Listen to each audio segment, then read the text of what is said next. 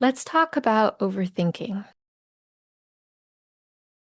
I know this is something that a lot of people consider to be one of their biggest mental health struggles. And I think it's so interesting because I consider overthinking to be such a strength. It's such a good sign for a strong mind because it's your capacity to focus, it's your capacity to look at something from all angles, it's your capacity to have resilience in your thinking, that you can stick with something over time.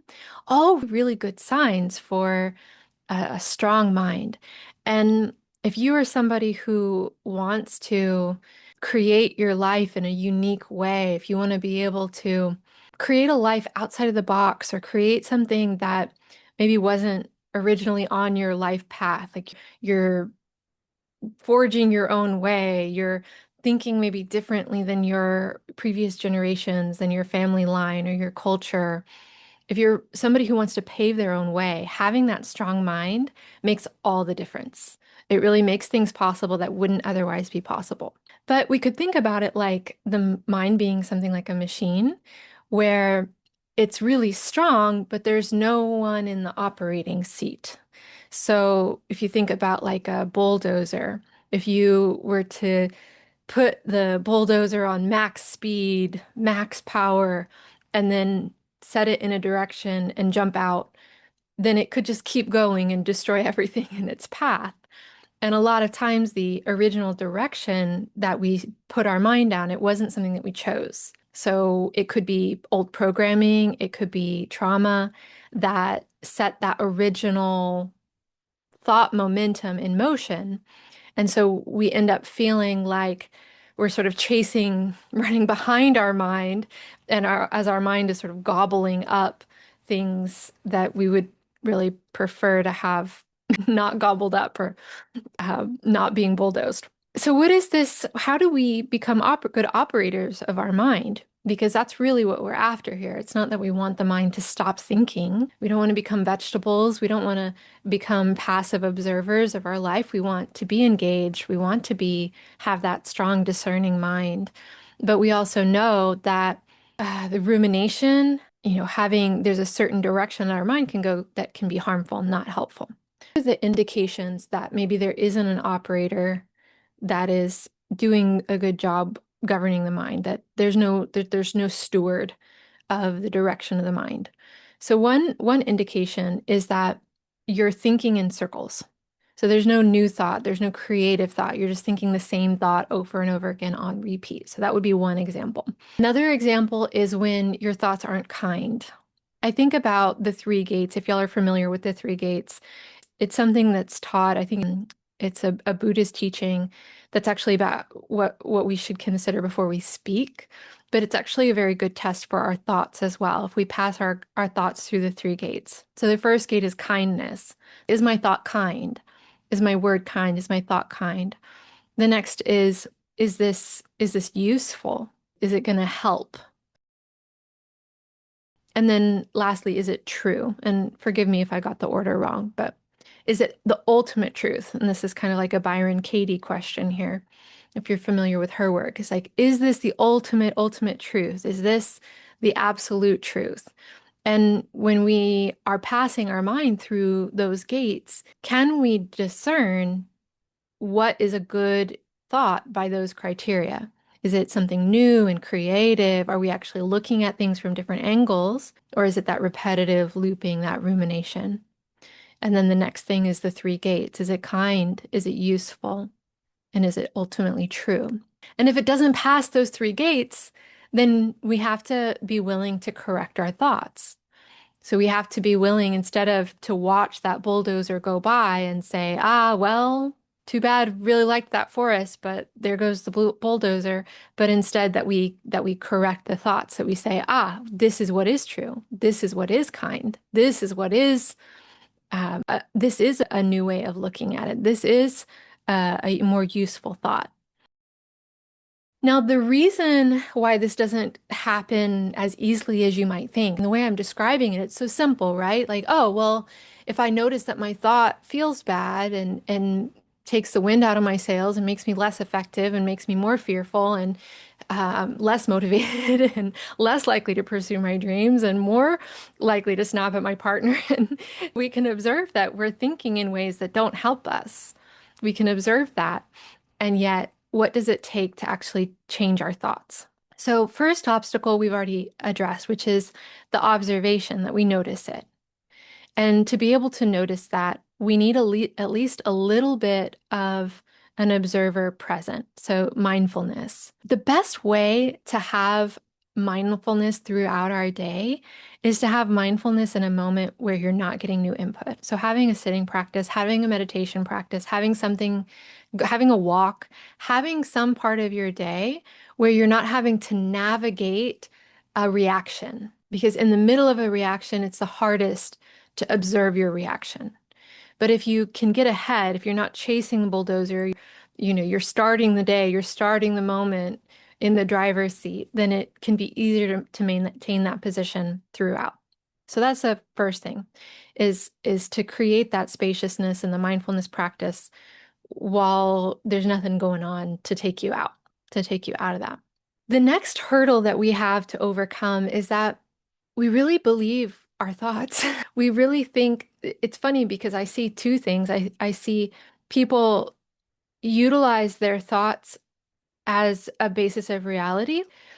Well, this is what it is because this is what I see, this is what I perceive, instead of recognizing you see and you perceive because of a thought that precipitated. So a thought came first, and then you observed in accordance with that thought, and then now you can back up the thought with evidence. But the evidence was biased by your thought. So in that way, just knowing that we're gonna find what we look for, we're gonna see what we believe in, and that's predictable. So when we know that, it gives us a little bit more flexibility around being discerning with our thoughts. That just because there's evidence that backs up a thought doesn't mean it's true. And that had we thought something different, had we believed something different, might we have observed something different? Might we have experienced evidence of a different belief if we had had a different belief? This is an easy one to understand and get behind when we're observing other people. You ever been at dinner with somebody and you're having a great meal and they're just having a terrible meal and it's the same, maybe even ordered the same thing.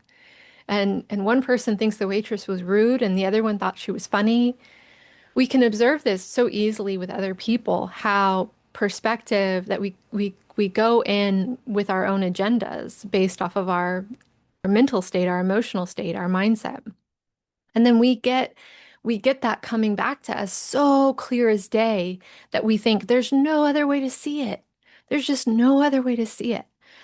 So having a practice where we can be a little bit suspicious, hold it lightly, hold our own beliefs lightly, be a little like, not believe so hard that even when there is evidence that backs up a belief or backs up a thought, that evidence might be contrived. That evidence, it just is. It's by the design of our psyche. We spend so much energy quieting and shutting down certain information that we're not perceiving so much. Otherwise, we'd be overwhelmed.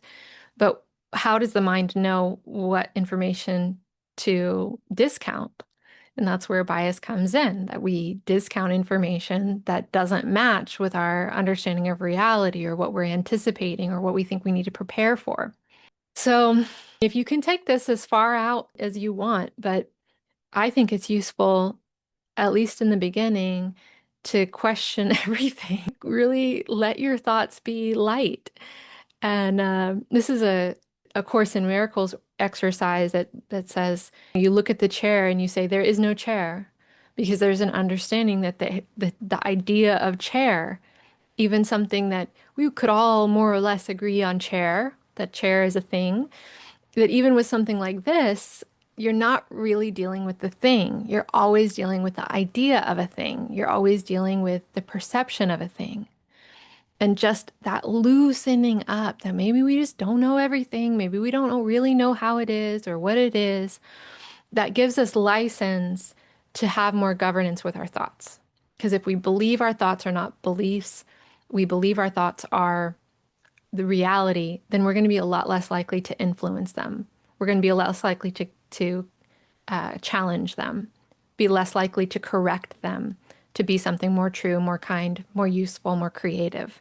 Third thing, so I'm going to go over it again. First thing is getting ahead of our thoughts. So we have spaciousness where we can watch our thoughts, see what our internal little machine is doing without so much input. Second one is having a practice of discernment around our own thoughts. And then this last one is about understanding what is the emotional driver underneath the thought, especially when we're experiencing that overthinking, that rumination, that repetitive, kind of anxious driven, compulsive thinking where you can't put it down, you're kind of chewing on it. I have this terrible image in my mind that comes when I think about it, caged animals or sometimes animals at the zoo that don't have correct habitat will like just go back and forth, or they'll pick at their feathers, or they'll pick at their skin. And that's kind of what it's like being an overthinker, right? It's like picking at something that you just can't let it go. And that is often driven by something deeper and emotional that doesn't have anything to do with thoughts, beliefs directly. It has to do with trying to solve an emotional problem through thinking it out. If I think this enough times, I'm going to find an emotional solution. And we just don't find emotional solutions through mental problem solving. It's just not how it works. At least not until we have a very well trained mind that will guide our emotions in a more helpful direction. So, when we understand what is the emotional driver underneath, then we can address that at the emotional level. And if it's something that is just a feeling, like, oh, I have that, I have some anxiety, a lot of times just being able to meet that feeling with kindness and compassion and understanding, that creates enough space to where you can change the direction of your thoughts. At other times, you might realize that what's driving this is something that's a little deeper, a little bit more complex. Maybe there's some trauma involved, or there's sometimes we can have a kind of feedback loop between the mind and the emotions to where we're creating fearful hallucinations of our future, of what could happen, what might happen, what we have to be guarding ourselves against. And that has more complexity than just a feeling that you could meet and help resolve just by being present with it. And in those situations, you can still, there's like a little cheat code for you. Obviously, the ideal is to pull that apart and address each thing, the full trauma, the full fearful hallucination. I say hallucination, I mean like, could call it a hallucination, can call it a fantasy, but when we develop a kind of complex relationship with a future that we're generating in our imaginations, it ends up being it's very similar to a trauma in the psyche, the way it's designed. But even just recognizing that that's there can sometimes free the mind. So to say that again in a little bit of a cleaner way, a lot of times we'll have a simple emotion that's driving the the thought loop, and you'll realize, oh, my feelings were hurt, or oh, I'm scared of this, or oh, I'm a little embarrassed, or it'll be a simple emotion that you just need to meet and breathe through, and it will resolve itself. And then other times there's something more to it. It's more complex. It's got some roots to it. It's got some complexity to it. And in that situation, a lot of times you can still label it like, oh, I know what this is about. I know why my mind is choosing to do that. And then take the mind in a different direction just by acknowledging it's sort of like you're lifting the burden off that looping mind that the mind is trying to solve, solve, solve, solve. And you're saying, oh, I see what the problem is. I've got this. I'm going to take this off your hands. And then now you can redirect the mind. So this is the trap. This is kind of a funny trap, but it's especially for the kind of person that tends to be an overthinker. This is a real doozy of a trap. And that's that we don't want to stop overthinking. That there's some part of the mind that, sure, there's the emotional driver that says, oh, I need to keep thinking about it to solve it. But a lot of times, someone who is an overthinker, they actually believe that they're preparing themselves. They maybe take pride in always planning for every contingency, always being prepared. They see it as a strength. And like I said, I agree. I do think it is a strength, but there's some untying that needs to be done here. That it isn't the rumination that's the strength. It isn't the contingency plans that is the strength. When that strong mind is bent in service of these survival emotions that are unreally justified. They're not needed. There's no tiger chasing you. You don't need to be afraid for your life. But the mind is bent in service of our emotions in that way. It's misguided. It really is a waste of energy, and it inhibits our capacity for creativity, which is where that strength actually is useful. So let's talk a little bit about that. If you have the willingness to let go of overthinking, if you could even ask yourself, am I willing to stop overthinking this? Am I willing to stop? And then giving yourself that time to have some quiet and some peace and watch what your mind is doing. And then have that discernment, the discernment to see, is this useful? Is this kind? Is this true? And is this repetitive or is it a creative? And then we're looking at what is the underlying emotion that I've got going on about it. And now that I'm willing to see something different, I'm willing to stop ruminating, then we have capacity to now take our mind in a new direction. So all of those things in being in place, you have a lot of power. It's a lot of hands on the wheels. It's a lot of re-engaging the mind in a new way that is disruptive. It's pattern interrupting, even before you've introduced anything new. So that willingness to let go and think, all right, maybe it would be of better use for me to get my mind off of this ride. Now, a few important things to note. One, that the mind and emotions work together, they'll create a perpetual motion machine.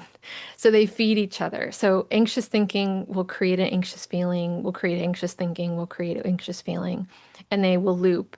The good news is that you can interrupt at any point. So we've been talking about that we're interrupting the mind by questioning things, by slowing down and observing the mind. We talked about interrupting the emotional loop by being present with our feelings or identifying where a feeling comes from.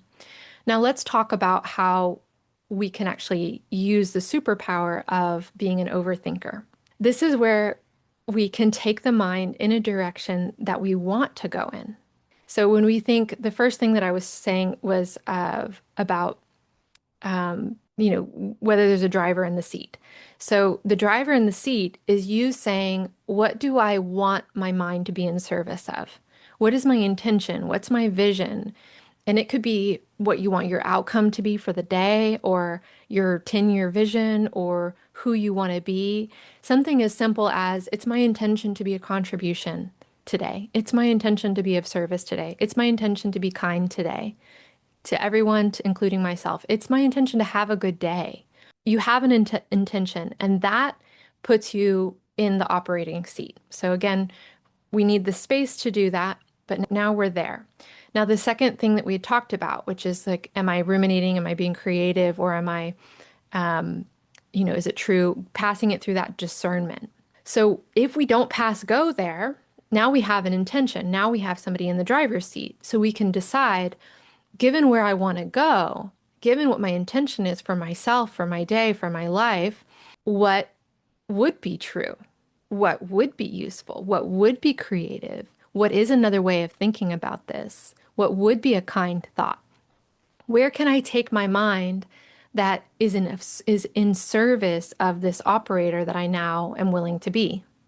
What kind of thought would support me in making my bed today?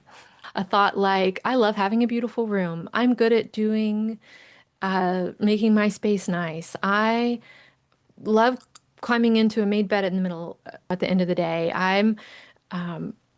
What would be the thoughts that would support you doing the thing that you want to do? What are the thoughts that would support you being the person that you want to be? What are the thoughts that are going to take you where you want to go?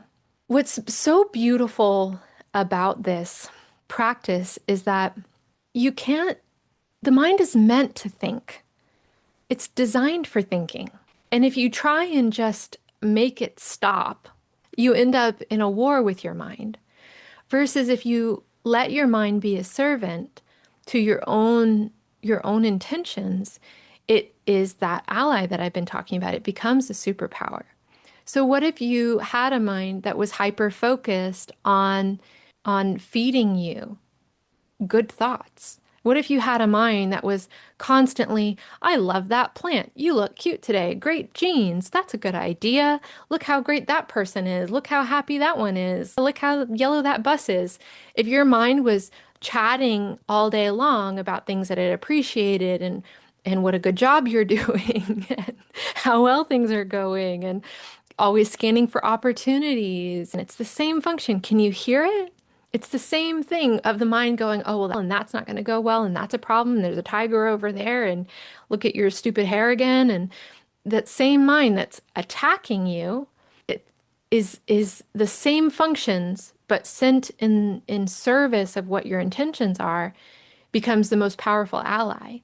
So again, it's not about the overthinking, it's about the quality of your thoughts. Is the quality of your thought in service of who you want to be and what you're creating in your life, or is the quality of your thought working against you and working against who you want to be and what you're creating in your life? So the last thing that we had talked about was trauma. We had talked about that we need an operator. We need somebody who's actually guiding the mind. The second thing we talked about is that we need that discernment around whether it's kind, useful, and true, as well as whether it's creative, whether it's agile and versus repetitive. And then the last thing we talked about is what are the emotions that are driving underneath. So our mind, even the recognition, this is why that what I had said before about just the recognition can free us, because the mind can operate independently from our emotional state with discipline, with practice. But it also means that you're creating an organization inside of your emotional system, which is so important for psychological health, especially if you're somebody who maybe deals with anxiety or has experienced a lot of trauma, that the capacity to compartmentalize, the capacity to recognize what you're feeling and put it in its own place. So even something as simple as saying, oh, I know what that is. That's that thing about my parents, and it's from when I was 3. And it actually organizes just the thought, that thought will actually place that emotional state sort of in a category, in a box labeled 3 years old mom and dad stuff. That compartmentalization, it gives you space. So you get to be you as your adult self with all your adult faculties. And now you can have a relationship with that emotional response, with that trigger or that upset. And that separation enables you to have a healing or therapeutic or friendly or reparenting kind of relationship with that content, which you can't do when it's governing you, when you're flooded with it and your mind is looping on it. Another example of this is something that we use. I use this when I'm working with people who've experienced severe trauma, is we'll say, for example, I wouldn't say, how old were you when they did that to you? I would say, at what age did that happen? What age did that thing happen? And it's a way of objectifying it and creating time and space. It's outside of the body. And something as simple as that will create this protective shield that allows you where you don't no longer have to dissociate, you no longer have to be numb about it because it's at a safer distance. It's at a distance where you can acknowledge its existence without feeling like you're under attack. So that was the third thing that we talked about, is that when there's an emotional driver that's feeding that thought machine, that we can create space, that we can create this distinction between the overthinking mind that's sort of being run by the emotions.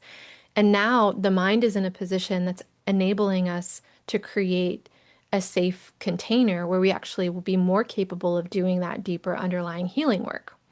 So again, superpower of the mind. So beautiful, really nice.